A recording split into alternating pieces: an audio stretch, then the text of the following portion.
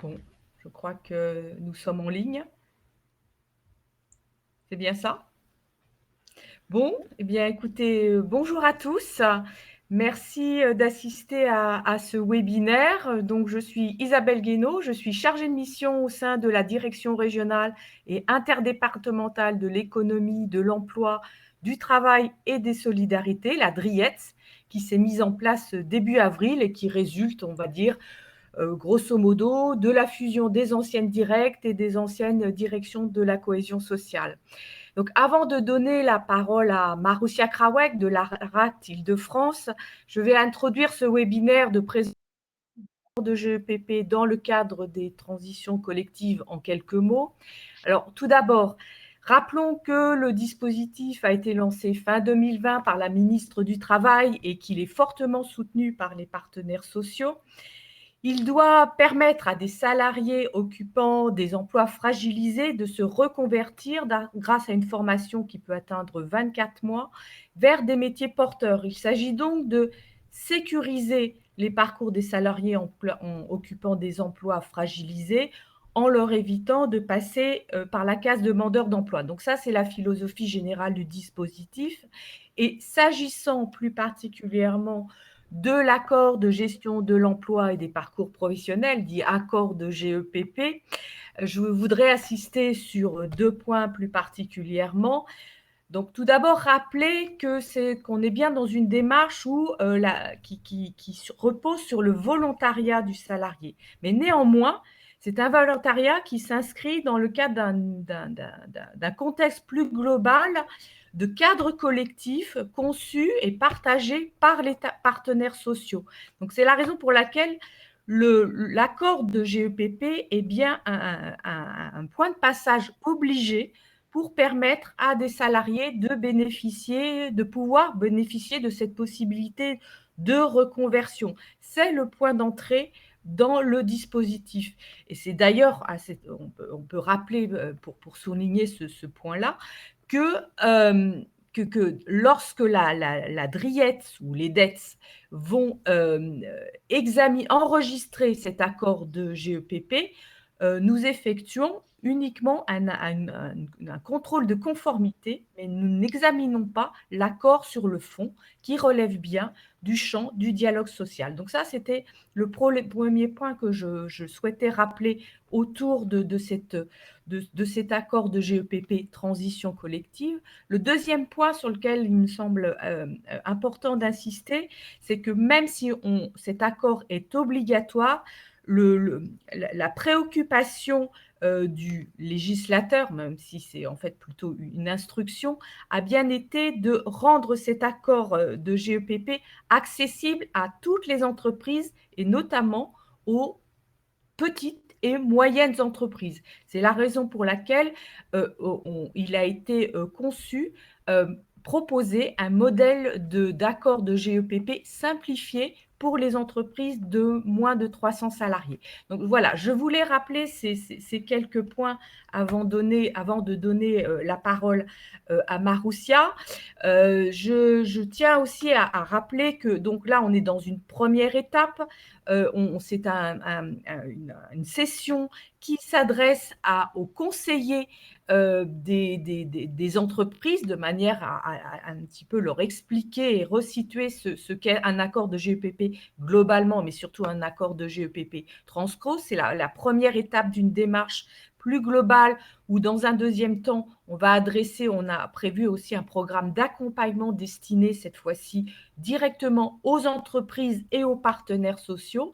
Et cette démarche qui fait un zoom en quelque sorte sur l'accord de GEPP s'inscrit elle-même dans un plan de sensibilisation et d'explication de ce que sont les transitions collectives plus larges, puisqu'il vient en complémentarité d'actions de sensibilisation qui ont déjà été conduites, animées, à la fois par l'association Transition professionnels, pardon, l'association Transition Pro qui est l'acteur essentiel de ce dispositif de transition collective, et puis les OPCO et déjà aussi certaines plateformes qui se mettent en place en Île-de-France et qui ont aussi pour rôle d'accompagner les entreprises dans le déploiement de ce dispositif de transition collective. Donc, c'est bien quelque chose qui vient compléter ce panorama et ce programme de sensibilisation et d'explication de ce que sont les transitions collectives.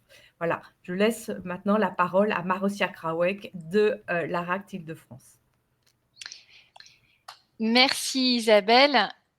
Bonjour à tous. Donc, je suis Marussia Krawek, chargée de mission à l'ARACT Île-de-France. L'ARACT, c'est l'Association régionale pour l'amélioration des conditions de travail, qui fait partie du réseau ANACT, l'Agence nationale pour l'amélioration des conditions de travail. Réseau qui a pour ambition, comme son nom l'indique, de promouvoir et de contribuer à l'amélioration des conditions de travail des salariés, en agissant notamment sur les relations professionnelles et l'organisation du travail. Nous sommes un réseau paritaire, donc nos associations sont administrées par les organisations représentatives des employeurs et des salariés. Nos financements sont principalement issus des pouvoirs publics et notre cible de prédilection sont les TPE-PME franciliennes. Alors, on a un programme dense pour ce webinaire, puisque nous avons donc ces différents points qui s'affichent à l'écran à traiter en 1 heure. Autant vous dire qu'on ne pourra pas traiter de façon développée tous ces points. En revanche, le webinaire est structuré autour de fiches outils auxquels vous pourrez bien évidemment vous reporter à l'issue de ce webinaire. Et puis, comme l'a indiqué Isabelle Guénaud, nous avons prévu différentes actions qui vous permettront de vous appuyer sur l'ARACT si vous le souhaitez pour approfondir et pour continuer à favoriser le déploiement du dispositif. Donc, les points à l'ordre du jour. Dans un premier temps, on va revenir sur les enjeux de la négociation de l'accord GEPP Transco, notamment en s'appuyant sur un argumentaire à destination des dirigeants de TPE, PME et éventuellement des salariés. On rentrera ensuite dans le vif du sujet avec le contenu d'un accord GEPP Transco pour les entreprises de 300 salariés et plus et pour les entreprises de moins de 300. Nous verrons ensemble les différents acteurs de la négociation et ses modalités selon différents critères en fonction des interlocuteurs et des entreprises que vous avez en face de vous. Nous aborderons enfin le déroulement de la négociation GEPP en PME à travers différents points. Je vous présenterai l'appui que propose l'ARACT pour donc favoriser le déploiement des accords GEPP dans le dispositif Transco. Et puis, nous avons prévu un temps de questions-réponses d'une dizaine de minutes en fin de webinaire. Donc, n'hésitez pas tout au long du webinaire à poser vos questions via le chat pour que nous tentions d'y répondre à l'issue de celui-ci. Alors, on va donc commencer par les enjeux de la négociation d'un accord de GEPP pour les TPE-PME notamment. Alors, on peut identifier quatre grands objectifs à une démarche de gestion prévisionnelle des emplois et des compétences ou une démarche de gestion des emplois et des parcours professionnels. Le premier, c'est identifier les besoins en ressources humaines actuelles et futures d'une entreprise en fonction de ses évolutions économiques, mais aussi de la stratégie de l'entreprise. Deuxième grand objectif, anticiper l'évolution des emplois d'un point de vue quantitatif en termes d'effectifs et puis d'un point de vue qualitatif en termes de compétences. Troisième enjeu, adapter les compétences des salariés en fonction justement des besoins RH identifiés. Et enfin, quatrième enjeu, favoriser les mobilités des salariés, que ce soit en interne et en externe.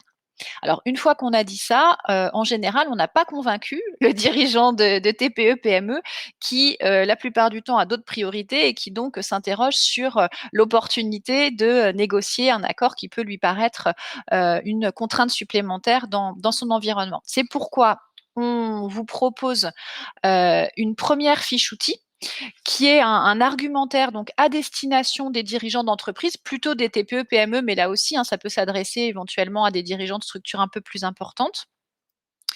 Cette fiche outil, elle est structurée autour de 2 types d'arguments.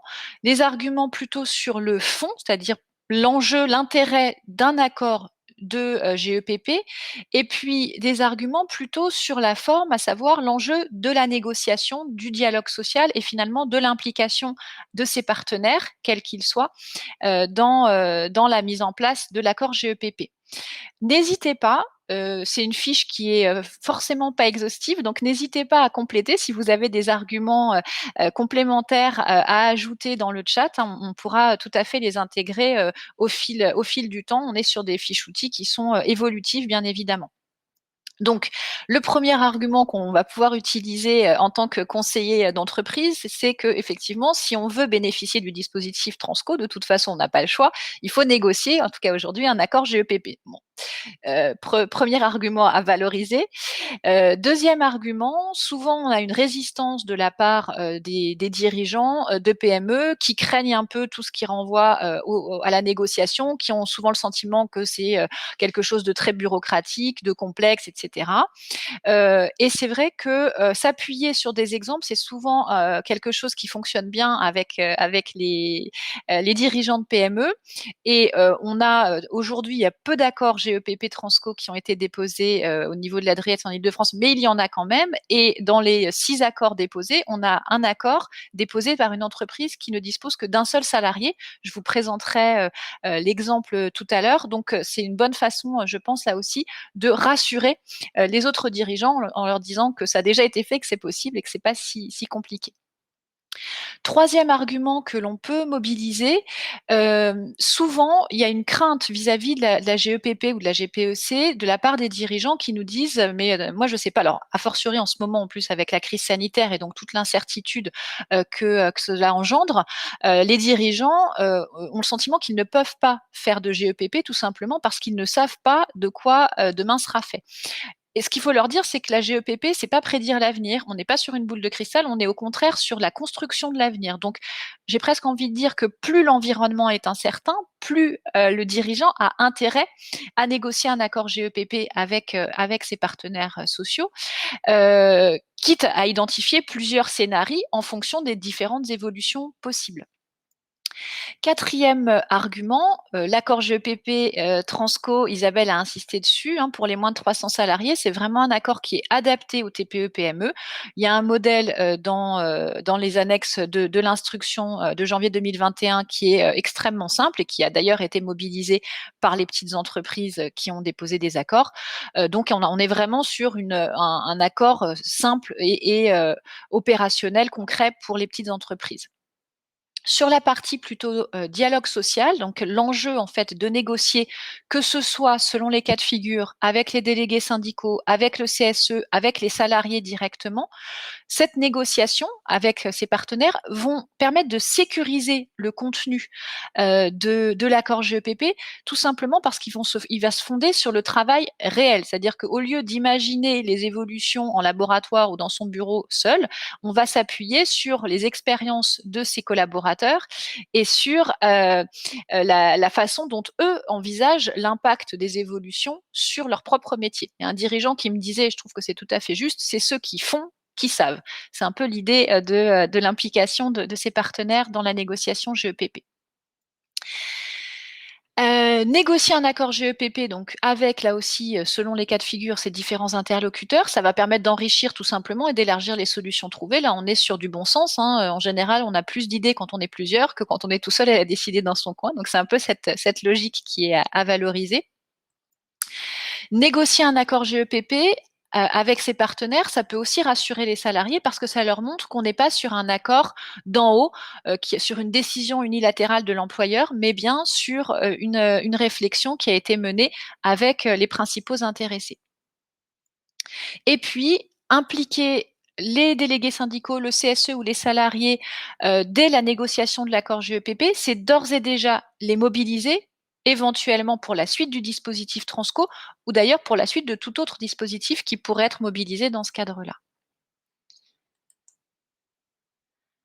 Alors, vous avez également la fiche outil à destination, cette fois, des élus et des salariés, parce qu'on se rend compte que parfois, hein, les dirigeants, notamment dans les plus petites structures, sont confrontés à un refus de négocier de la part du CSE, par exemple, ou même de la part des salariés si on est sur une consultation directe, on va y revenir.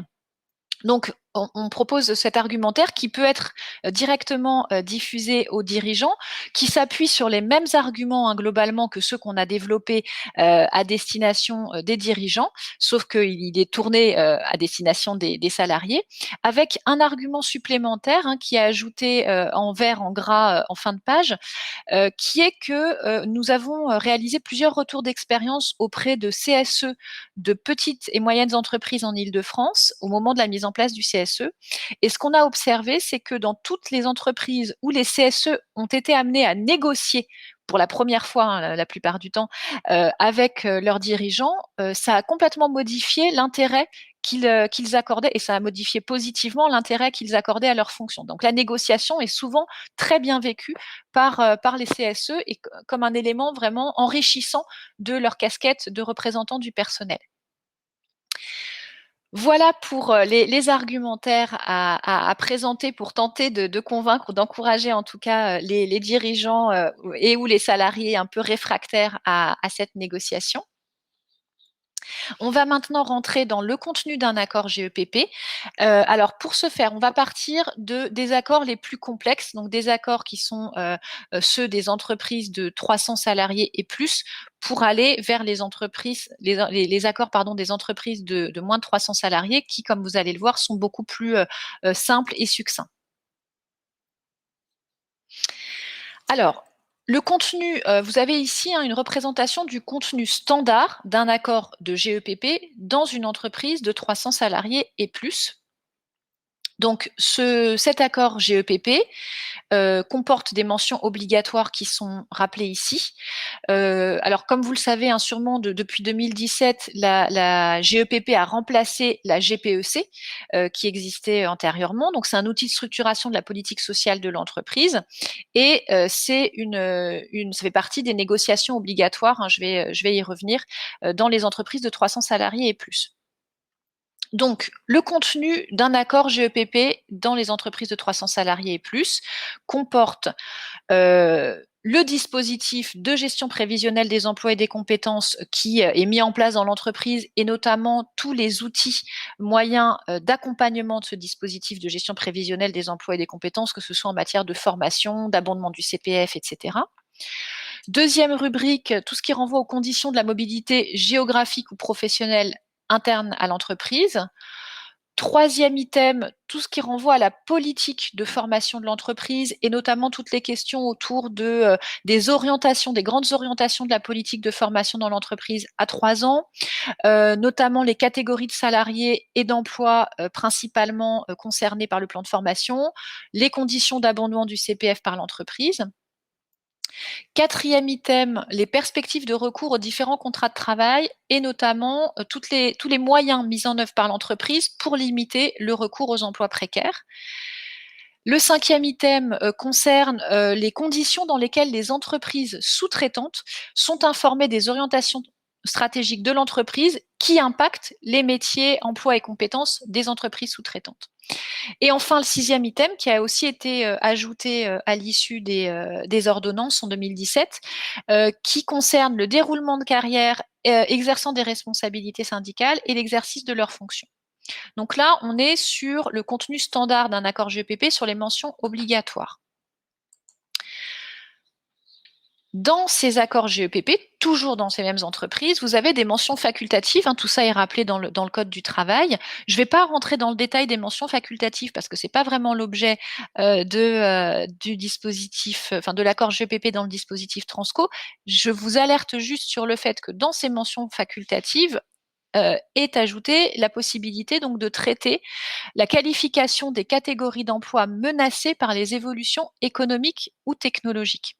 Et ce qui est intéressant, c'est que dans le dispositif Transco, toutes les entreprises de 300 salariés et plus sont censées négocier au moins une fois tous les 3 ou 4 ans. Je ne vais pas rentrer dans le détail, mais sachez que selon les situations, selon le dialogue social et les négociations dans les entreprises de 300 salariés et plus ayant une section syndicale ou un délégué syndical sont censés négocier un accord GEPP tous les 3 ou 4 ans. Il est donc possible que dans les entreprises que vous accompagnez, vous ayez un interlocuteur qui dispose d'ores et déjà d'un accord de GEPP. Si son accord comporte la liste des emplois fragilisés, donc globalement comporte cette mention facultative, l'entreprise ne sera pas obligée de négocier à nouveau pour mobiliser le dispositif Transco. Donc, un accord de GEPP existant peut tout à fait être utilisé dans le dispositif de GEPP Transco sous réserve qu'il intègre bien la liste des emplois fragilisés. En revanche, si cet accord ne comporte pas la liste des emplois fragilisés, une nouvelle négociation va devoir être mise en place et va donner lieu à un avenant qui viendra compléter l'accord initial avec la fameuse liste des emplois fragilisés.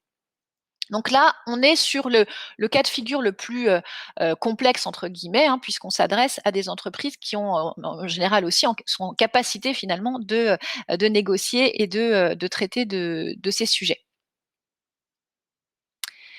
En ce qui concerne les entreprises de moins de 300 salariés, donc là, on a un dispositif qui est simplifié, qui a été repris. Donc là, ce que vous voyez apparaître à l'écran, ce sont les items que vous retrouvez dans l'annexe de l'instruction sur Transco du ministère du Travail, qui indique donc que les entreprises de moins de 300 salariés doivent négocier un accord de GEPP qui peut se résumer à la liste des emplois fragilisés. Donc, en fait, c'est les mentions obligatoires que vous voyez apparaître ici. L'objet de l'accord, de quoi on parle, le champ d'application de l'accord, on va y revenir, ça c'est un item qui est très important, donc est-ce qu'on est au niveau du groupe, de l'entreprise, de l'établissement. Le sujet principal, l'identification des métiers fragilisés à moyen terme dont les salariés pourront bénéficier du dispositif Transco. Et ensuite, on est sur des items qu'on retrouve classiquement dans tous les accords d'entreprise. Donc, la durée de l'accord, les modalités de suivi de l'accord, les modalités d'adhésion, la révision de l'accord. La modification de la législation, c'est dans le cas où le dispositif Transco serait amené à évoluer, donc c'est intégré dans l'accord. Et enfin, les modalités de publicité et de dépôt. Donc ça, c'est le minimum que doit comporter un accord de GEPP dans les entreprises de moins de 300. Je vous présenterai, comme je vous l'ai dit, un exemple pour que vous puissiez vraiment vous représenter la façon dont ça peut être présenté, là encore, aux entreprises. Dans cet accord de GEPP, dans l'annexe qui est proposée dans l'instruction, sont évoquées 3 mentions facultatives qui concernent la situation économique actuelle de l'entreprise, les perspectives d'activité de l'entreprise à moyen terme et la stratégie de l'entreprise, et les perspectives de l'emploi de l'entreprise à moyen terme. Ces mentions facultatives sont absolument essentielles pour faire une bonne GEPP. Donc, je vous conseille vivement, si vous êtes amené à accompagner, à conseiller une entreprise qui aurait à négocier un accord GEPP Transco, de s'appuyer sur ces mentions facultatives pour construire sa GEPP, sauf dans les cas de figure où on est vraiment sur une très petite entreprise qui sait pertinemment la liste des métiers fragilisés, qui n'a pas besoin finalement d'opérer un diagnostic avec les éléments que je viens de citer et qui donc peut se contenter d'aller directement à l'essentiel et donc de remplir l'accord GEPP avec les mentions obligatoires. Mais en dehors de ce cas de figure-là, on a vraiment tout intérêt, j'y reviendrai par la suite, à s'appuyer sur les 3 items non obligatoires de l'accord GEPP Transco pour faire de la vraie GEPP sans pour autant faire une usine à gaz.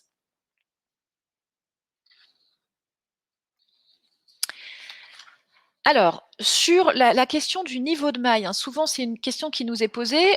Il y a certains accords qui peuvent être mobilisés au niveau de la branche, de la filière ou du territoire et qui exonèrent entre guillemets les entreprises de l'élaboration, de la négociation de ces accords-là. Aujourd'hui, au niveau des accords GEPP Transco, il n'y a pas d'accord de branche, de filière ou de territoire pour le moment. C'est une question qui est en cours d'instruction au ministère, donc il est possible que ça évolue dans les mois qui viennent.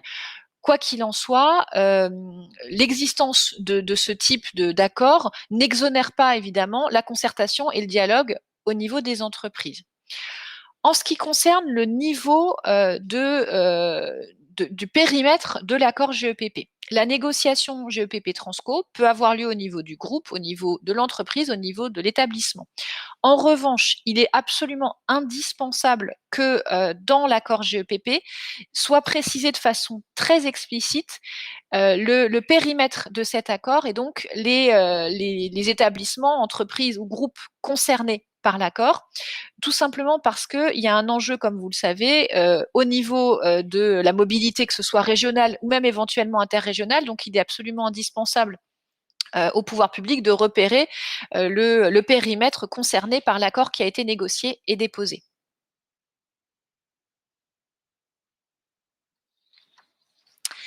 Alors, on va maintenant passer aux acteurs du dialogue social et à leur rôle.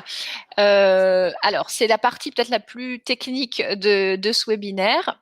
On va rentrer par un outil que nous avions élaboré avec la Direct, donc la DRIETS aujourd'hui, en 2018, qui est toujours d'actualité et qui, de façon synthétique, schématise normalement tous les cas de figure auxquels vous pourriez être confrontés, donc toutes les situations dans lesquelles les entreprises que vous accompagnez peuvent se trouver, afin de repérer tout de suite les bonnes modalités, les bons acteurs du dialogue social pour négocier son accord de GEPP Transco. La première question à se poser, c'est: est-ce que l'entreprise que j'accompagne comporte des délégués syndicaux ou non? C'est vraiment la clé d'entrée. Si votre entreprise a des délégués syndicaux en interne, on a un monopole, donc on commence par la lecture du tableau à gauche, entreprise avec délégué syndical. Dans ces cas-là, il y a monopole des organisations syndicales pour la négociation, et l'accord est validé si les syndicats signataires ont recueilli plus de 50% des suffrages exprimés au premier tour des élections professionnelles. Si ce n'est pas le cas, il faut que les organisations syndicales signataires aient recueilli 30% des suffrages exprimés lors des élections professionnelles. Et dans ce cas de figure, on doit quand même organiser une consultation auprès des salariés et il faut que plus de 50% des salariés valident l'accord de GEPP. Donc ça, c'est pour le cas de figure entreprise avec délégué syndical. Pour les entreprises sans délégué syndical, on a 3 situations distinctes. Pour toutes les entreprises de moins de 11 salariés et pour toutes les entreprises de moins de 20 salariés sans représentation du personnel, donc sans CSE, l'employeur peut aujourd'hui, et ça c'est une nouveauté depuis les ordonnances de 2017, l'employeur peut proposer à ses salariés un projet d'accord sous forme de consultation. Donc l'accord GEPP peut être négocié directement auprès des salariés de l'entreprise pour toutes les entreprises de moins de 11 salariés et toutes les entreprises de moins de 20 salariés sans représentation du personnel. Dans ces cas-là, l'accord est validé si le projet est approuvé par la majorité des 2/3 des salariés. Deuxième situation, donc pour les entreprises sans délégué syndical, ce sont les entreprises de 11 à 49 salariés, donc avec ou sans représentants du personnel. Là, il y a 2 possibilités qui s'offrent à ces entreprises, qui s'offrent à l'employeur. C'est l'employeur qui peut choisir le cas de figure, la situation qui lui conviendra le mieux. Soit elle négocie avec des salariés qui ne sont pas élus et qui vont être mandatés par une organisation syndicale. Je vais rapidement revenir sur la question du mandatement. Soit elles peuvent négocier, si elles ont un CSE, avec leurs élus du personnel, donc les membres du CSE, qu'ils soient mandatés ou non mandatés par une organisation syndicale. Dans le premier cas de figure, si elle négocie avec des salariés non élus ou mandatés par une organisation syndicale, l'accord doit être validé s'il est approuvé à la majorité des suffrages exprimés. Donc, il va falloir organiser une consultation. En revanche, si elle négocie directement avec leur CSE, l'accord est validé s'il est signé par les membres du CSE qui représentent la majorité des suffrages exprimés lors des dernières élections professionnelles. Donc, dans ces cas-là, si je négocie avec mon CSE, je n'ai pas besoin d'organiser une consultation plus large auprès des salariés de l'entreprise.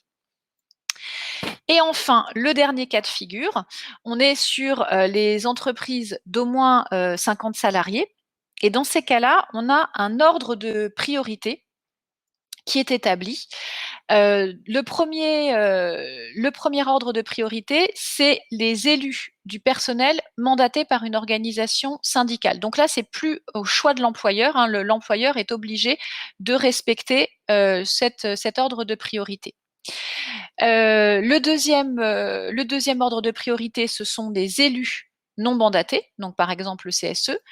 Enfin, le troisième ordre de priorité, ce sont les salariés mandatés par une organisation syndicale s'il n'y a pas d'élus. Le quatrième cas de figure, je ne le détaille pas parce qu'on est sur un cas de figure qui est a priori extrêmement rare. C'est dans le cas où où l'employeur aurait à négocier avec un représentant de la section syndicale et c'est sous certaines conditions. Ce qu'on a vu avec la Driette, c'est que si vous étiez confronté à ce genre de situation, dans ces cas-là, vous pourriez contacter la Driette pour qu'elle vous donne les éléments nécessaires. Dans le cas dans la situation 1 et 3, donc élus du personnel mandaté par une organisation syndicale et salariés mandatés si aucun élu, l'accord est valide s'il est approuvé à la majorité des suffrages exprimés. Donc ça veut dire que là encore, il va falloir organiser une consultation. Dans l'autre cas, si l'employeur négocie directement avec ses élus non mandatés, l'accord est validé dans les mêmes circonstances, c'est-à-dire si les membres, il est validé si les membres du CSE représentaient la majorité des suffrages exprimés lors des dernières élections professionnelles. Voilà, donc là, vous avez le récapitulatif de toutes les situations. Donc, c'est vraiment un outil que vous pouvez utiliser pour repérer dans quelle situation se trouve votre interlocuteur et voir avec le dirigeant de l'entreprise finalement les interlocuteurs qui vont s'offrir à lui pour la négociation de l'accord de GEPP. Alors, je vous ai également préparé des fiches outils sur l'organisation d'un référendum, puisqu'on a vu, hein, donc c'est le référendum consultation, hein, on est sur les mêmes démarches. Là aussi, c'est souvent quelque chose qui peut faire peur aux employeurs.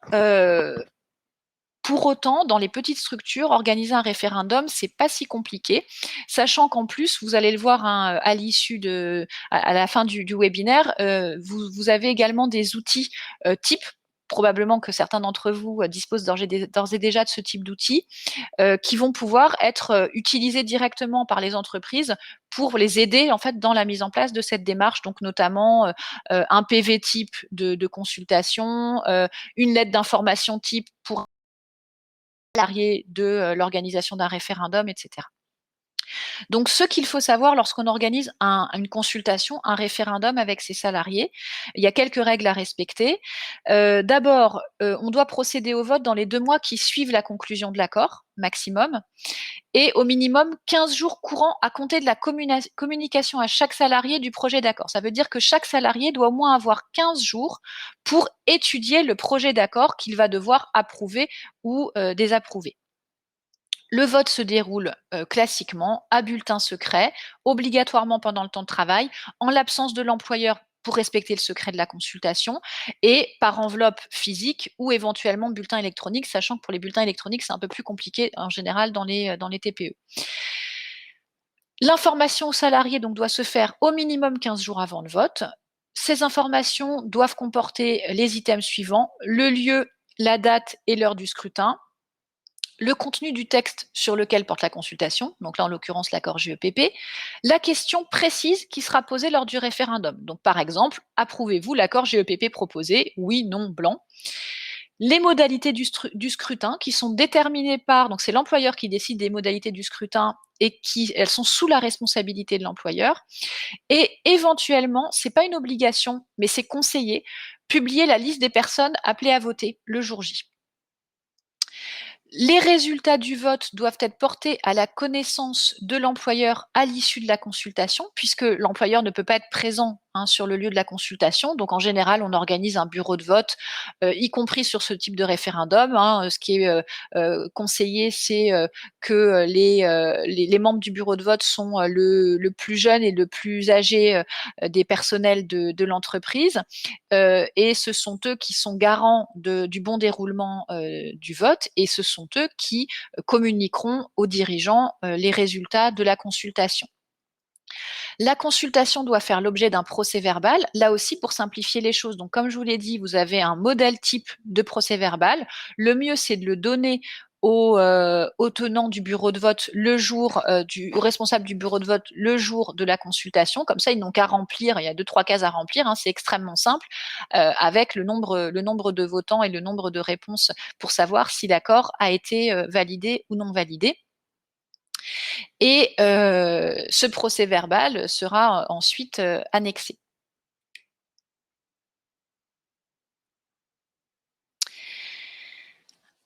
Alors là, on passe à la question du mandatement d'un salarié. Vous avez vu qu'on a un certain nombre de cas de figure où l'employeur peut être conduit à solliciter les organisations syndicales pour qu'elles mandatent un salarié pour qu'il négocie avec lui l'accord de GEPP. Donc, comment se passe le mandatement d'un salarié? Vous avez quelques éléments de rappel ici.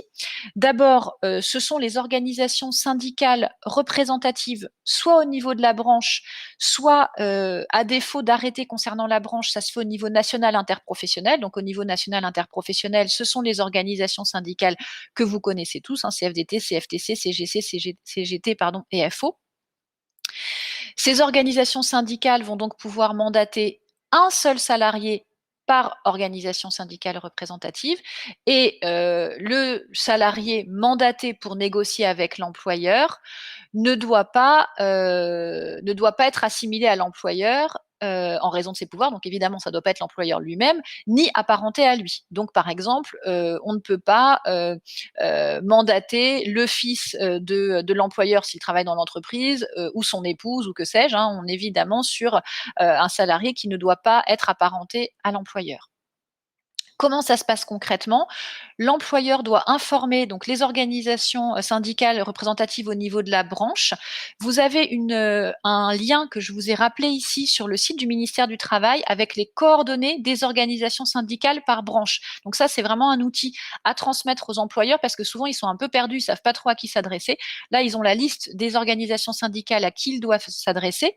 S'il n'y a pas de décret au niveau de la branche, dans ces cas-là, c'est au niveau de l'interpro, et là aussi, les coordonnées sont rappelées sur le site du ministère du Travail. Donc, l'employeur doit informer les OSR de sa décision d'engager des négociations. Il doit également, s'il dispose d'un CSE, informer les membres du CSE de son souhait d'engager des négociations, et les membres du CSE doivent lui répondre dans le mois s'ils veulent négocier d'une part et s'ils sont mandatés. Le mandat est ensuite donné par écrit, c'est un écrit formel où sont rappelés l'identité du mandaté, l'objet et la durée du mandat, les obligations des parties et la fin du mandat. Il y a des règles de négociation à respecter. Alors, évidemment, dans le cadre d'un mandatement, mais j'ai envie de dire que ce sont des règles qui sont à respecter de toute façon plus largement quand on négocie un accord quel qu'il soit. L'indépendance, évidemment, des salariés mandatés vis-à-vis de l'employeur. S'accorder avec l'employeur sur les informations qui seront diffusées aux salariés mandatés avant la négociation. Vérifier la communication effective de ces informations. Le projet d'accord de négociation doit être élaboré conjointement. Normalement, on n'est pas sur une décision unilatérale de l'employeur, donc on a bien une co-construction du projet d'accord. Intégrer dans la négociation la concertation avec les salariés, et également s'assurer que les salariés mandatés vont pouvoir prendre la tâche des OSR de la branche si besoin. Il faut savoir aussi qu'il y a un temps dédié à cette négociation pour les salariés mandatés qui est de 10 heures par mois. Ce sont des heures payées comme le travail en temps de travail classique à échéance normale, que si ce sont les élus du CSE qui sont mandatés, ces heures viennent en sus des heures de délégation des membres du CSE et qu'il y a une possibilité de contestation de leur utilisation, hein, comme classiquement en fait devant le juge. Alors, vous avez ici un rappel, là je ne vais pas le détailler, c'est le même déroulé, hein, c'est comment on organise un référendum avec ses salariés quand on a des salariés mandatés pour les négociations, hein. Comme vous l'avez vu dans la fiche de synthèse, quand dans certains cas de figure, hein, si les négociateurs sont des salariés mandatés, l'accord doit être validé par le personnel. Donc, on est exactement sur le même dispositif de consultation que celui que je viens de présenter, avec 3 éléments supplémentaires qui sont rappelés en rouge. D'une part, les salariés mandatés doivent être consultés préalablement sur l'organisation du vote, ce qui n'est pas le cas quand il n'y a pas de salariés mandatés. Dans le cadre de l'information aux salariés, il faut leur rappeler la possibilité qu'ils ont de prendre attache auprès des OSR de la branche. Et enfin, le résultat du vote, et bien évidemment, le PV est adressé aux organisations syndicales des salariés mandatés. Voilà, c'est les spécificités de ce cas de figure. Donc, vous retrouverez évidemment toutes ces fiches outils à l'issue du webinaire. Une dernière fiche outil sur l'aspect acteur, je ne vais pas rentrer dans le détail parce qu'il n'y a pas grand-chose à ajouter en termes de contenu.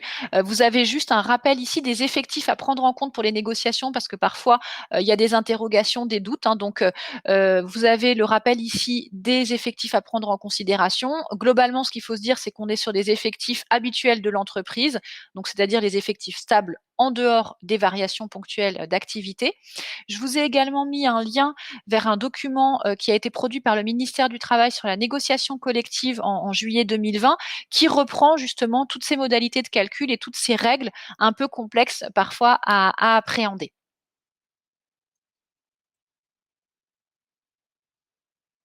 Alors, on va maintenant rentrer dans le déroulement de la négociation d'un accord GEPP en PME. Alors, ce que je voulais faire dans un premier temps, c'est illustrer de façon empirique la façon dont se déroulent en général les négociations dans les PME, hein. Nous, on est amené à en accompagner certaines et à faire des retours d'expérience. Et c'est vrai que souvent, on se fait un monde de la négociation, ça peut paraître très, très formel et en fait, ça l'est absolument pas. Donc voilà, quelques constats tout simples que l'on peut observer. Alors, dans la majeure partie des cas, la direction fournit dès la première réunion de négociation une proposition de texte qui est ensuite discutée avec les délégués syndicaux, le CSE ou éventuellement les salariés selon les situations. C'est ce qui se fait en général, c'est pas pour ça que c'est la bonne idée. Donc nous, c'est pas tout à fait ce qu'on préconise, hein, on va y venir après, mais il faut savoir que dans la majeure partie des cas, c'est comme ça que s'opère une négociation en PME a fortiori.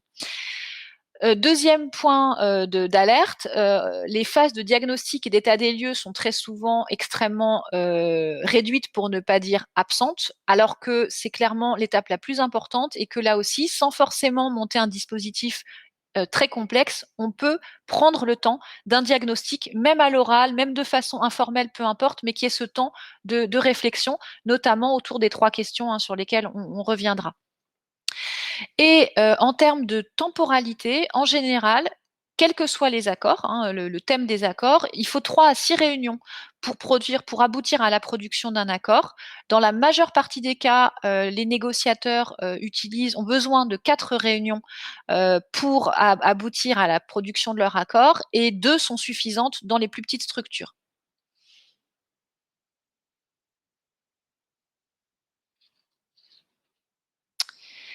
Alors, vous avez ici une fiche outil que vous pouvez utiliser en amont de la négociation de l'accord GEPP avec le dirigeant de l'entreprise pour l'aider à préparer sa négociation et pour l'orienter à travers les différentes. Alors, d'une part, repérer les acteurs de la négociation et d'autre part, l'aider éventuellement à choisir. On a vu que dans certains cas, il y a des possibilités qui sont offertes à l'employeur de choisir la modalité de négociation la plus judicieuse. Donc ça peut l'aider.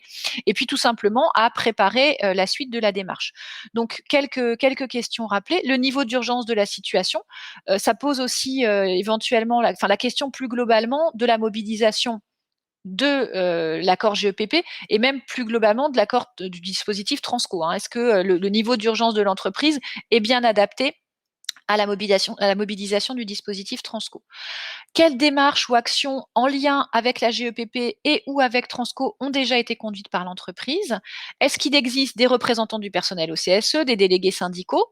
Quelle est la nature des relations avec eux et entre eux éventuellement? Quel est plus globalement le climat social dans l'entreprise? Est-ce que les acteurs sont plutôt en confiance mutuelle? Est-ce que du point de vue de l'employeur, donc c'est toujours à prendre aussi avec précaution, on s'adresse à l'employeur, mais à ce stade, on n'a pas forcément le regard des partenaires. Donc, est-ce que le CSE, les délégués syndicaux sont proches du terrain de son point de vue et en capacité de faire remonter les préoccupations des salariés? Est-ce que les salariés se sentent bien représentés, toujours de son point de vue? Est-ce que le CSE ou les délégués syndicaux accepteraient d'intégrer les salariés plus largement non élus pour contribuer aux travaux de GEPP? Est-ce que l'ensemble des sujets en matière de GEPP peuvent être abordés avec le CSE, les délégués syndicaux? De son point de vue, quels sont les freins qu'on pourrait observer dans le cadre de la négociation de cet accord GEPP et quelles seraient les conditions de réussite?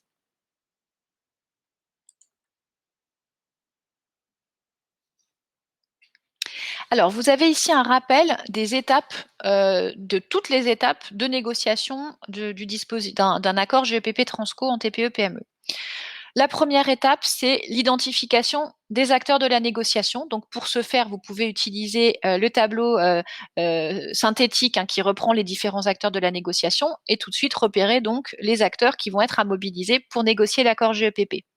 Deuxième étape, se mettre d'accord avec l'ensemble des acteurs. Donc, ce n'est pas tout seul dans son coin en tant qu'employeur que je fais ce travail. Se mettre d'accord avec l'ensemble des acteurs sur le cadre de la négociation.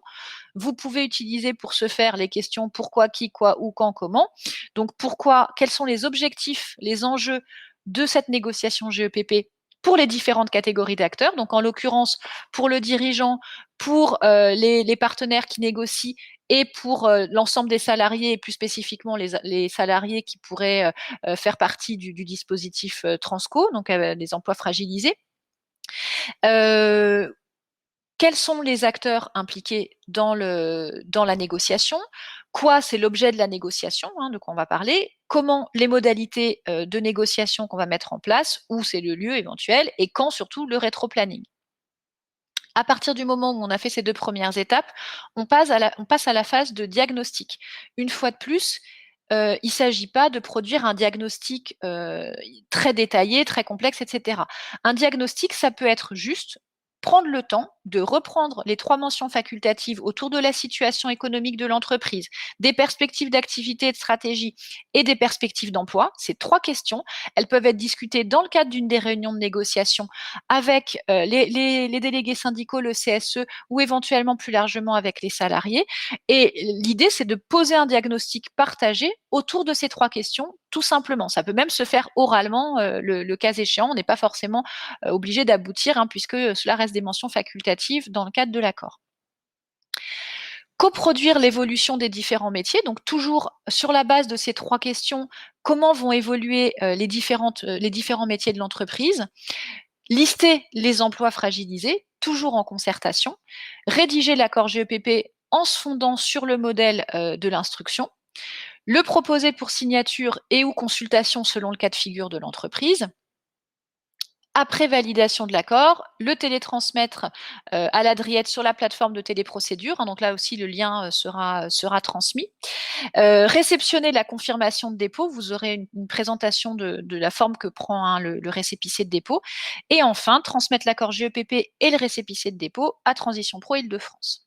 Voilà les 10 étapes clés de la négociation de cet accord.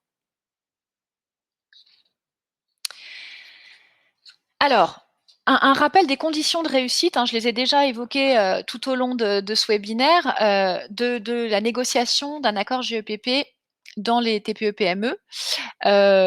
Premier point, impliquer les salariés, le CSE, les délégués syndicaux dès la phase de diagnostic à minima lors de la phase d'identification des métiers fragilisés.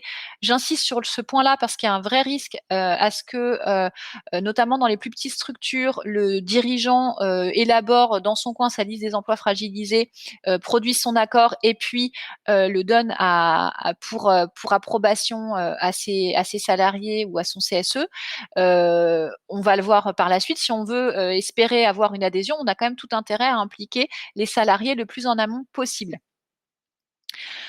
Se saisir de cette obligation de négocier pour conduire une vraie mais simple gestion des emplois et des parcours professionnels pour tous les métiers de l'entreprise. C'est-à-dire que l'idée, c'est de dire, toujours en fonction du contexte de vos interlocuteurs, mais à partir du moment où il y a une volonté de l'entreprise de négocier un accord GEPP Transco, plutôt que de se focaliser uniquement sur la liste des métiers fragilisés, pourquoi ne pas s'interroger plus globalement sur les métiers de l'entreprise et identifier éventuellement des besoins de formation, des besoins de recrutement, donc aller plus largement sur une démarche de gestion des emplois et des parcours professionnels.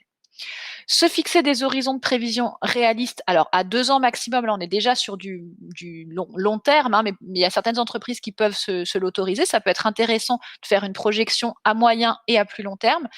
Attention quand même à ne pas être sur du trop court terme, parce que si on est sur des horizons de prévision à 1 mois, bah évidemment, on a le temps de rien mettre en place, hein, donc il faut quand même laisser un peu de temps à l'action. S'appuyer, je l'ai déjà dit, mais je le répète parce que pour moi c'est vraiment fondamental, sur les 3 mentions facultatives des accords pour conduire sa GEPP, et ça suffit. Si on se pose ces 3 questions-là, on peut vraiment mettre en place une GEPP de petite entreprise. Bien évidemment, l'implication de la direction générale est nécessaire puisque c'est elle qui sera en capacité d'identifier les orientations stratégiques de l'entreprise et donc de repérer comment ceux-ci vont pouvoir influer sur l'évolution des métiers. De la même façon, définir les évolutions des métiers sur la base de connaissances du terrain, et seuls les représentants du personnel et les salariés eux-mêmes vont être en capacité de dire concrètement, au regard des stratégies, au regard du développement de l'activité, comment ça va impacter, comment ça va modifier nos emplois, nos compétences.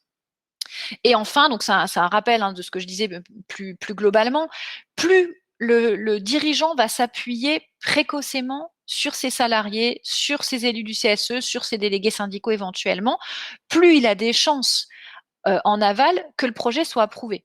Je veux dire, si les partenaires se retrouvent avec un projet tout ficelé qui n'a absolument pas été réalisé de façon concertée, il y a plus de risques qu'il soit désapprouvé que s'il a été construit, co-construit avec les principaux intéressés.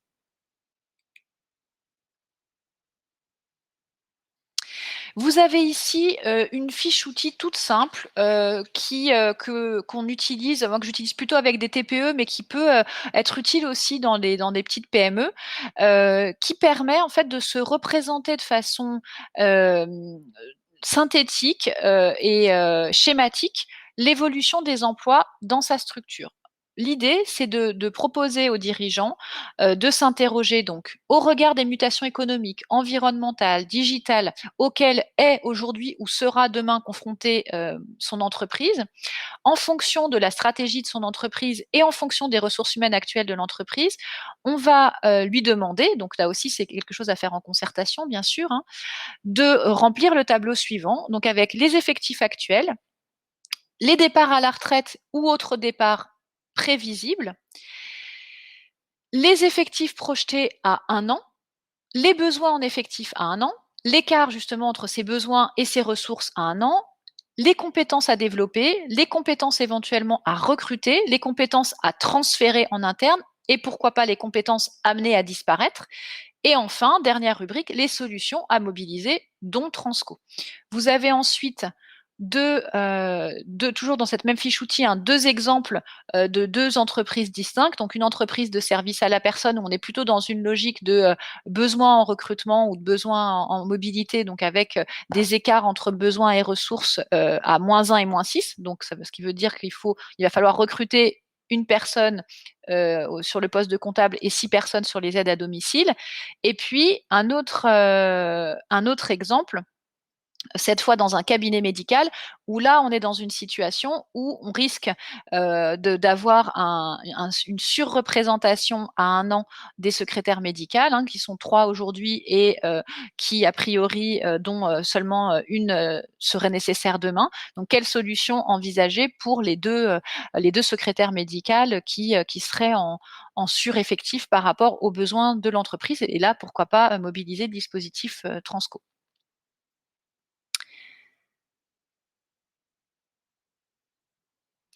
Vous avez ici un exemple d'accord GEPP Transco. Alors, il n'est pas lisible, ne vous inquiétez pas, vous l'aurez en version PDF par ailleurs. C'était juste pour vous montrer à quel point c'est court. Il fait 3 pages, même pas, 2 pages et demie. Il reprend vraiment le modèle de l'annexe de l'instruction sur Transco, et c'est le fameux accord qui a été déposé par une entreprise de 1 salarié. Donc, voilà, c'est possible, c'est simple, c'est succinct. Et je pense que c'est vraiment un outil que vous pouvez utiliser pour rassurer, convaincre les dirigeants. Vous avez ici également, donc qui vous seront fournis dans un kit avec tous les outils que je viens de vous présenter, un modèle de texte pour l'organisation de la consultation du référendum, donc à destination des salariés, et un modèle de PV de référendum. Donc là aussi, des outils qui peuvent être transmis aux entreprises pour les aider dans cette démarche. Vous avez également un modèle de récépissé de dépôt qui est intégré donc au diaporama. Et puis, je vais juste, avant de tenter de répondre à vos différentes questions, vous présenter la façon dont on envisage de vous appuyer dans le déploiement du dispositif Transco. Donc, comme ça a été rappelé par Isabelle Guénaud en introduction, hein, évidemment, l'appui de l'ARACT, il vient vraiment en complément de tout ce qui existe déjà, de tout ce que vous, vous réalisez déjà en termes d'accompagnement, que ce soit les OPCO ou les différents acteurs du réseau de l'offre RH francilienne. Ce que l'on propose, dans un premier temps, c'est éventuellement d'accompagner sous format appui flash les premières TPE-PME qui souhaiteraient produire un accord GEPP Transco. Typiquement, vous êtes, je prends l'exemple d'un OPCO, vous êtes face à un dirigeant qui a besoin de mettre en place un référendum ou qui souhaite juste s'assurer que son accord de GEPP Transco est correct et valide. Il n'a pas forcément envie de mobiliser la PCRH parce que c'est un peu trop ambitieux au regard de son attente.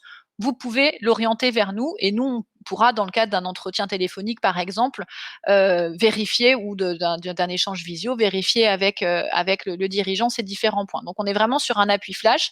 L'idée, c'est pour accompagner les premiers temps du dispositif, probablement que ce sera amené à évoluer au fil de l'eau. Autre suggestion, lorsque le dispositif sera déjà un peu monté en puissance, on souhaiterait animer des web échanges avec les dirigeants, les délégués syndicaux et représentants du personnel au CSE sur la négociation des accords de GEPP. Donc là, l'idée, c'est d'être sur un format beaucoup plus restreint. Web échange, on est une douzaine, une quinzaine de participants et on accompagne de façon très opérationnelle, très concrète les différents participants. Et puis l'idée, c'est aussi qu'ils échangent entre eux justement sur leurs pratiques. Donc sur les accords GEPP. Poursuivre l'étude des accords qui sont déposés en ce moment pour enrichir nos recommandations vis-à-vis des TPE-PME. On se propose également d'assurer une sorte de hotline, on l'avait fait pour certains d'entre vous s'en rappellent peut-être pour le contrat de génération, pour que vous puissiez nous solliciter directement si vous avez des questions plutôt sur le dialogue social, sur la négo, vous pouvez solliciter l'ARACT. Sur des questions vraiment technico-juridiques en lien avec la négociation de l'accord GEPP, nous vous remettrons à l'issue de ce webinaire la liste des services des accords en fait au niveau de la région, au niveau des départements que vous pouvez solliciter et que les employeurs peuvent solliciter s'ils ont des questions spécifiques sur par exemple l'organisation des consultations ou sur des points plus juridiques de la négociation. Et enfin, une de nos propositions également serait de réaliser un retour d'expérience auprès des premières TPE-PME bénéficiaires du dispositif Transco, toujours pour faire le lien entre le dispositif en général et la négociation de l'accord GEPP, et toujours dans l'objectif de pouvoir alimenter nos recommandations à destination des TPE-PME et de promouvoir finalement le dispositif Transco.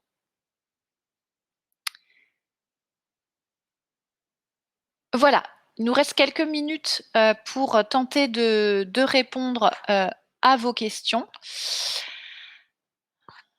Alors peut-être que donc Isabelle peut revenir parmi nous sur les questions plus en lien avec le dispositif Transco en général.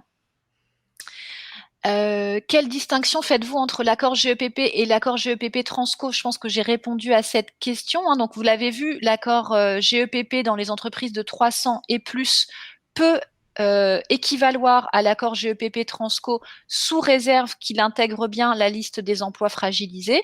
Si ce n'est pas le cas, il faut entamer de nouvelles négociations pour produire un avenant à l'accord GEPP initial qui comportera la liste des emplois fragilisés.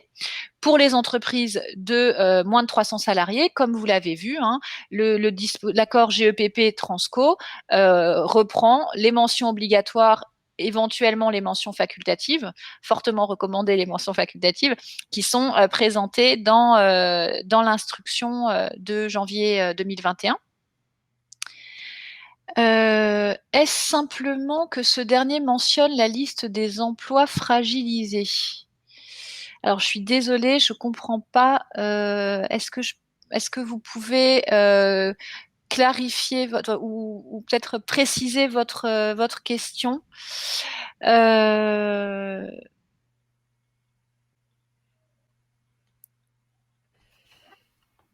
Alors,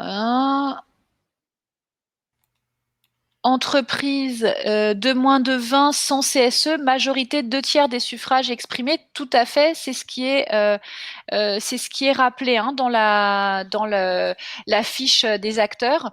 Pour toutes les entreprises de moins de 11 salariés et les entreprises de moins de 20 sans CSE, il suffit d'organiser une consultation avec ces salariés et pour que l'accord soit validé, il doit être validé aux 2/3, tout à fait.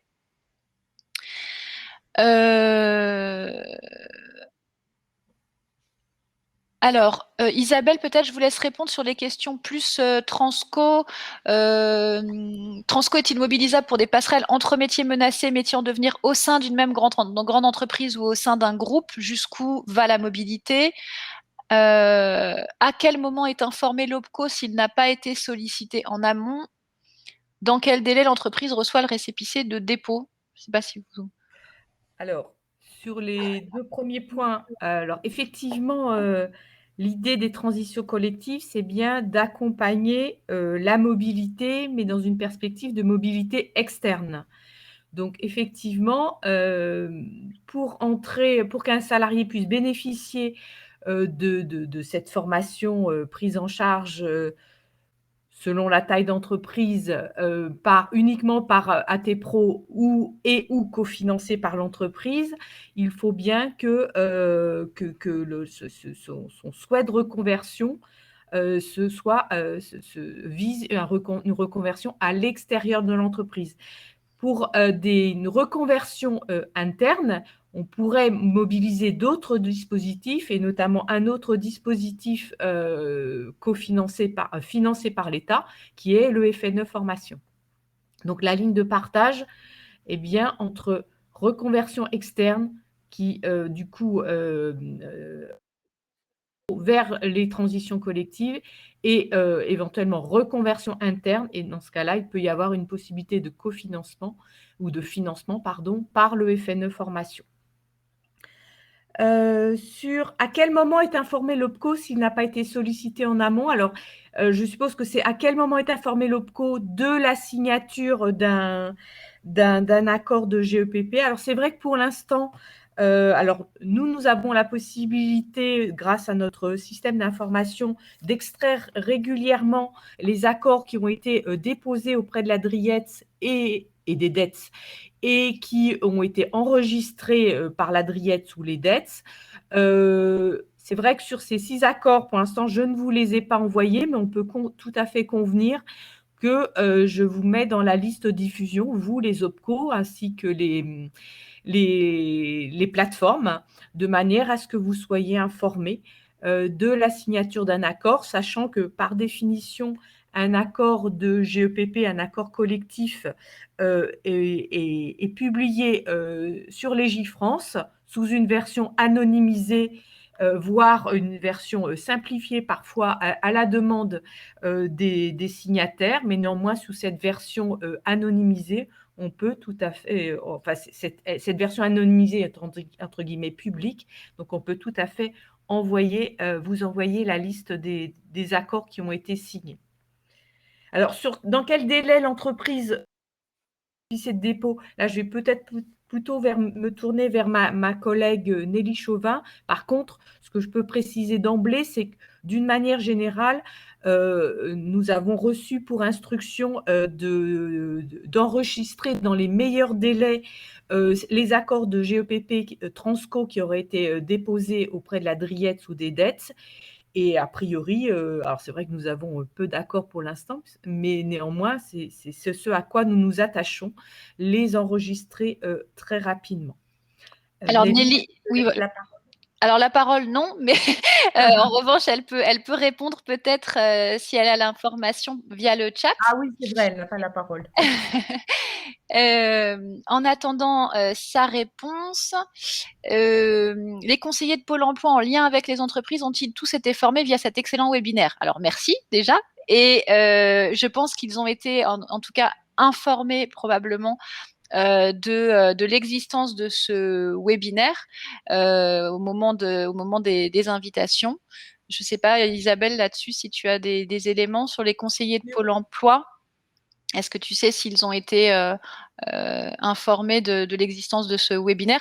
De toute façon, hein, Enfin, du coup, il faudrait que je reprenne la liste. Enfin, ouais, j'imagine que Pôle emploi était dans la liste de diffusion, mais bon, et là, je ne peux pas répondre. Il faudrait que je reprenne la liste de diffusion. d'accord. Alors de toute façon, un replay sera disponible. On peut aussi envisager, si on sent qu'il y a de nouveaux besoins, organiser éventuellement un nouveau webinaire à la rentrée, ça peut être envisagé, ou des web échanges pour approfondir peut-être certains points. Ça peut être aussi une piste à creuser avec vous.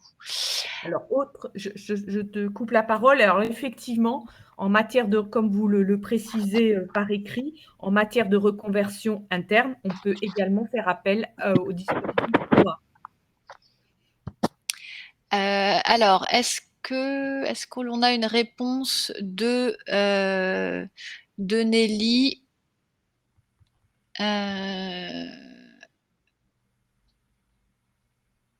Je vois pas. Alors, bon, je ne sais pas, je vais peut-être m'avancer. Je pense que le récépissé de dépôt doit être émis dès qu'il y a téléchargement de l'accord par l'entreprise. Alors ça, je le dis, c'est un peu par déduction, j'espère ne pas dire de bêtises, mais en tout cas, un point que vous devez retenir d'une manière générale, c'est qu'encore une fois, nous instruisons c'est pas vraiment, nous enregistrons dans les meilleurs délais les accords qui ont été déposés en entreprise, sachant que nous effectuons un contrôle de conformité, comme je le disais en amont, mais nous n'examinons pas l'accord sur le fond. Pour répondre aux questions, est-ce que toutes les ARACT en région disposent des mêmes outils que l'ARACT Île-de-France et aussi du même type d'accompagnement? Non, pas tout à fait, parce que d'abord toutes les ARACT ne sont pas positionnées sur Transco. Donc on a justement une réunion, la réseau, on est en train de s'organiser un peu pour voir qui est positionné sur Transco et qui ne l'est pas. Les outils que je vous ai présentés sont des outils franciliens. Néanmoins, on les partage bien évidemment avec l'ensemble du réseau. Donc ils pourront, enfin les autres ARACT pourront disposer de ces outils. Après, on n'a pas forcément exactement le même processus, le même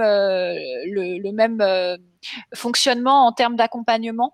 Ça dépend un peu aussi des caractéristiques et de la façon dont est structuré Transco au niveau régional. Donc, on n'a pas tout à fait les mêmes. Je sais qu'il y a certaines régions, par exemple, qui n'envisagent pas forcément, dans un premier temps, en tout cas, de web échange directement à destination des négociateurs en entreprise, qui passent en revanche par la formation plutôt des consultants de la PCRH, sachant que nous, en Île-de-France, on avait déjà pas mal travaillé avec les consultants. Ça peut être envisagé à nouveau, hein, mais on avait déjà pas mal travaillé sur la question du dialogue social et de l'appui à la négo avec les consultants franciliens. Donc, c'est vrai que pour nous, c'est moins un sujet, par exemple. Voilà, donc il y a des spécificités régionales, mais il y aura des outils, en tout cas les outils qu'on vous a présentés aujourd'hui seront évidemment partagés avec l'ensemble du réseau, donc pourront être accessibles à toutes les ARACT et transmis aux différents acteurs de l'offre RH en région. Alors, nous avons bien la réponse de ma collègue Nelly Chauvin du pôle travail. Donc, les récépissés de dépôt sont délivrés sous quelques jours. Des consignes, comme je vous le disais, des consignes ont été envoyées en ce sens au service. Le délai pourra augmenter suivant la montée en charge du dispositif, effectivement.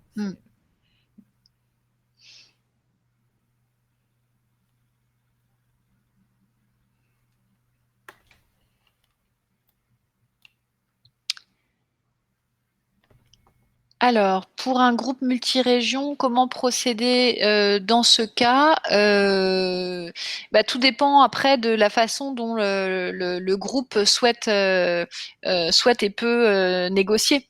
Donc après, si par exemple la négociation s'opère au niveau du siège, au niveau du groupe, dans ces cas-là, vous pouvez vous adresser. Si on est toujours sur la question de l'accompagnement par les ARACT, vous pouvez vous adresser à l'ARACT régionale.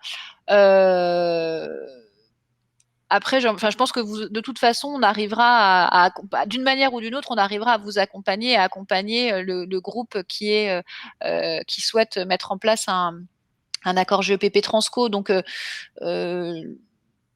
voilà, on est aussi en phase de balbutiement, c'est en train de se construire, donc on construit aussi l'offre du réseau en fonction de vos besoins. Je pense que quoi qu'il arrive, vous arriverez à mobiliser les outils et les ARACT si besoin pour accompagner cette entreprise, qu'on soit sur une négo au niveau du groupe, au niveau d'une entreprise ou au niveau d'un établissement.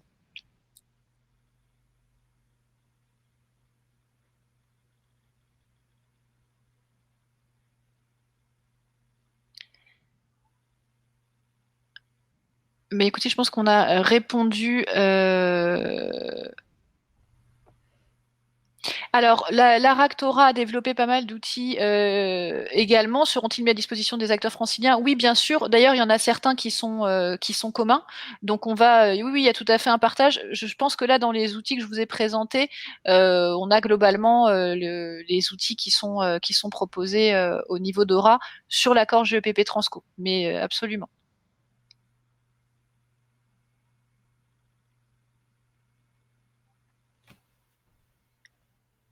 Combien d'accords ont été signés? 6. Hein. Pour l'instant, on en est toujours à 6, Isabelle. Alors, 6 enregistrés.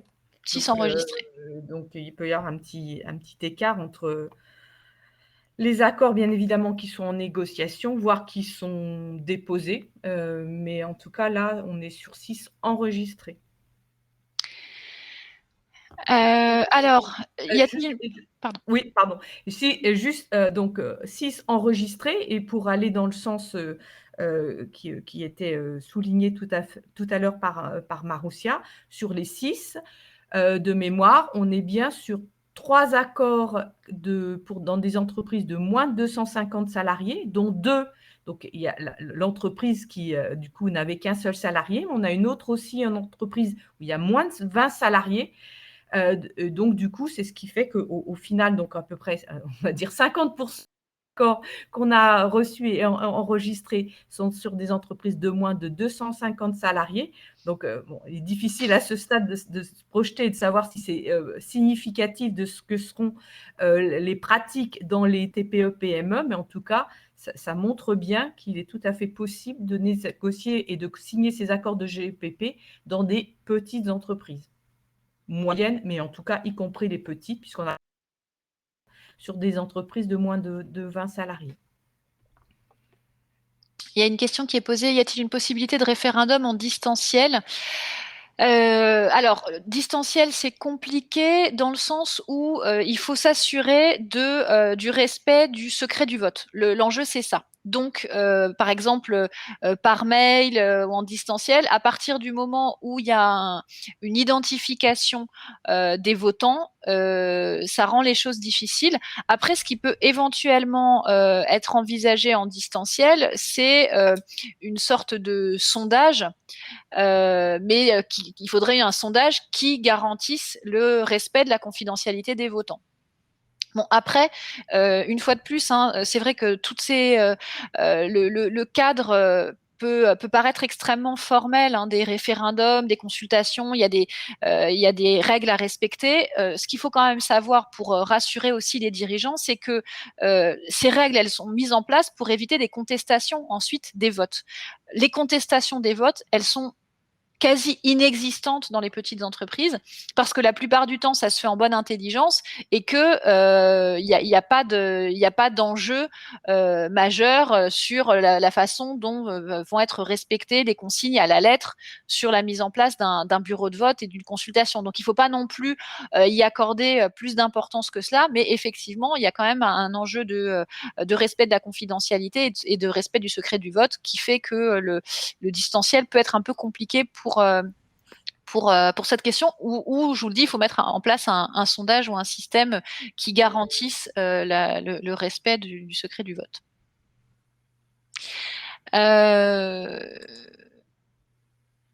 Comment être informé des web échanges? Alors, ben ça, on va faire ça au fil de l'eau. En fonction, si on sent qu'il y a alors à travers les comités de pilotage hein, qui sont organisés mensuellement, on pourra avoir un retour de votre part, hein, de la part des différents acteurs de l'offre RH, des OPCO, sur on a des besoins, les entreprises aimeraient bien être accompagnées. Si on sent qu'il y a un peu une montée en puissance de ces besoins, de ces attentes, on organise très rapidement des web échanges et dans ces cas-là, on vous mettra bien évidemment dans la boucle pour que vous puissiez communiquer l'information à vos adhérents.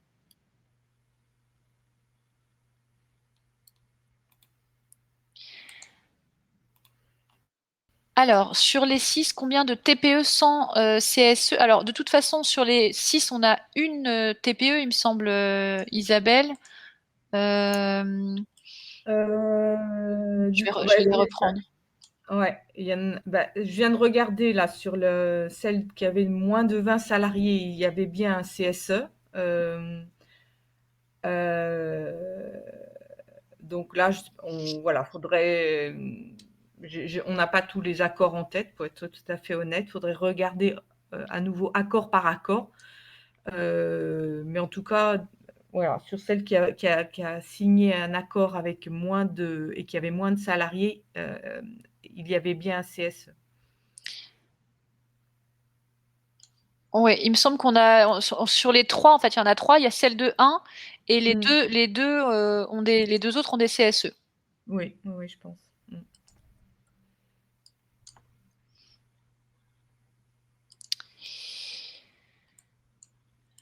Alors, concernant les plateformes, est-il possible d'avoir plus d'informations? Alors là, c'est pas l'objet de ce webinaire. Oui, alors, en fait, oui, tout à fait. Alors, sachez simplement que les plateformes se sont mises en place concrètement au cours du premier semestre et qu'on va vraiment rentrer dans une phase active là, à partir de cet été. Donc, effectivement, on va essayer de communiquer un peu plus sur les plateformes et de faire en sorte aussi qu'il y ait plus d'échanges entre les plateformes et les autres acteurs des transitions collectives. Mais c'est vrai que là, sur cette première étape, ce premier semestre, on était surtout en phase de mise en place des plateformes, mais sachant que malgré tout, certaines ont déjà commencé bien évidemment, à informer sur les transitions collectives et à organiser elles-mêmes des webinaires d'information sur les transitions collectives. Je pense notamment par webinaire ou pas d'ailleurs, mais en tout cas, je pense notamment à la plateforme portée par le GIP de Roissy et à la plateforme Grand Orly Sainte-Bièvre, qui a, pas plus tard qu'hier, je sais que Valérie Maury fait partie du public aujourd'hui, la plateforme GOSP a organisé déjà 2 webinaires, dont un hier ou avant-hier. Très bien. Mais écoute, je pense qu'on a répondu. Bon, alors, pour un salarié, l'accord a donc juste été signé avec le salarié. Oui, tout à fait, puisque, alors, comme quoi, c'est pas si protocolaire que ça. Effectivement, vous avez raison. Logiquement, dans la mesure où on était dans une entreprise de moins de 11 salariés, l'employeur aurait dû organiser une consultation. En même temps, une consultation avec un seul salarié, forcément, le respect du secret du vote ne peut être entendu. Et dans ce cas de figure, bien évidemment, la négociation peut se faire directement avec le salarié concerné. Et ils sont, en effet, le salarié est signataire de l'accord au même titre que l'employeur. Et c'est validé au niveau des services de la DRIETS. Hein. Donc voilà, ce qui montre bien que il y a une souplesse et du bon sens tout simplement hein, dans la validation de la conformité hein, des accords qui sont déposés. Donc oui, effectivement, l'accord a été signé avec le salarié. Normalement, logiquement, si on est sur un peu plus de salariés, mais qu'on est quand même dans une TPE, il ne faut pas qu'il le signe. C'est souvent enfin, d'ailleurs, j'en profite parce que c'est ce que j'ai pu observer dans pas mal d'accords déposés, notamment au moment de la mise en place du CSE. Il y a beaucoup d'entreprises qui ont fait signer leurs salariés en l'absence de CSE. Donc tous les salariés ont signé directement l'accord. Or, en l'occurrence, l'accord, pour qu'il soit valide, il doit être voté. Donc, il faut quand même organiser une consultation, même si on a vu que ce n'était pas très compliqué. Mais c'est bien la consultation qui validera l'accord et non la signature hein, par les salariés directement. Mais je vous remercie beaucoup. Je pense qu'il faut qu'on s'arrête parce que là, on a déjà dépassé le temps, je viens de répondre à cette question. Donc non, c'est pas possible d'alléger le processus. Mais comme je vous le disais, là, avec le PV de référendum, les notes d'information, c'est vraiment pas compliqué d'organiser un référendum. Et même pour 2 ou 3 salariés, c'est vrai que logiquement, il faut quand même qu'il y ait une consultation. Voilà, on va devoir s'arrêter là. Je vous remercie d'avoir participé à ce webinaire et donc vous recevrez les différents documents évoqués dans un premier temps, donc à l'issue de ce webinaire, hein, le diaporama et la liste des interlocuteurs, hein, des services des accords des régions et départements à solliciter sur des questions d'ordre juridique sur la partie négociation et accord. Et puis, dans un second temps, probablement autour de mi-juillet, nous vous adresserons un lien vers le kit où vous retrouverez les différentes fiches outils, mais justement sous forme de fiches outils. Et puis, d'autres outils, pourquoi pas d'autres ARACT, le cas échéant. Merci à tous. Excellente journée. Merci. Au revoir.